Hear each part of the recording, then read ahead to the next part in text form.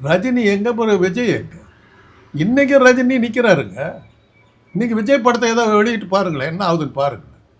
எத்தனை படம் விஜய் இது ஓடிச்சு சொல்லுங்கள் பார்க்கலாம்.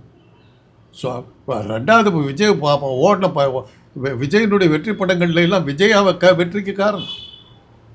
பிகில் ஓடிச்சு, விஜய் அதுக்கு காரணம். ஏஆர் ரஹ்மான் கதை, அட்லியினுடைய டைரக்ஷன், இதுதான் அந்த படத்துக்கு காரணம். அதில் விஜயும் இருந்தார். சர்க்கார் படம் ஓடிச்சு, ஒரே ஒரு ஓட்டு, அதை வச்சுக்கிட்டு அரசாங்கத்தையே கவுத்த முடியுங்கிற ஒரு கதாசிரியருடைய அற்புதமான கற்பனை, அதுக்கு அது ஓடிச்சு. அதில் விஜயும் இருந்தார். விஜய்க்காக விஜயனுடைய நடிப்புக்காக பார்த்து அப்படியே மயங்கி எந்த படம் ஓடிச்சு சொல்லுங்க பார்க்கலாம். அதிர்ஷ்டத்தில் வந்தவர்.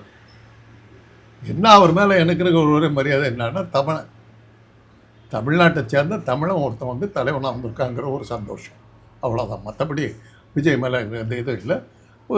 மிரட்டல்னால வந்திருக்காரு, அதனால் அவர் வந்து ஒரு கட்சி ஒன்று நடத்திக்கிட்டு இருக்காரு. இன்றைக்கி வரலும் அவர் அரசியலே பேசவே இல்லை. கொள்கை எதிரி, அந்த எதிரி, இந்த எதிரிங்கிற இருக்கும். எந்த கொள்கைக்குப்பா யாருப்பா எதிரின்னு கேட்டாங்க, கொள்கையும் அவருக்கு என்னன்னு தெரியல. இன்றைக்கி வரலும் பொதுமக்களுக்காக ஏதாவது ஒரு பேசியிருக்காரா? இப்போ இன்றைக்கி வந்து கேஸ் வேலையெல்லாம் ஏறி போச்சு, இங்கே கேஸே கிடைக்கல. ஏதாவது ஒரு விஜய் ஏதாவது போராட்டம் பண்ணியிருக்காரா? அதுக்காக மறியல் பண்ணாரா? ஏதாவது பேசினாரா?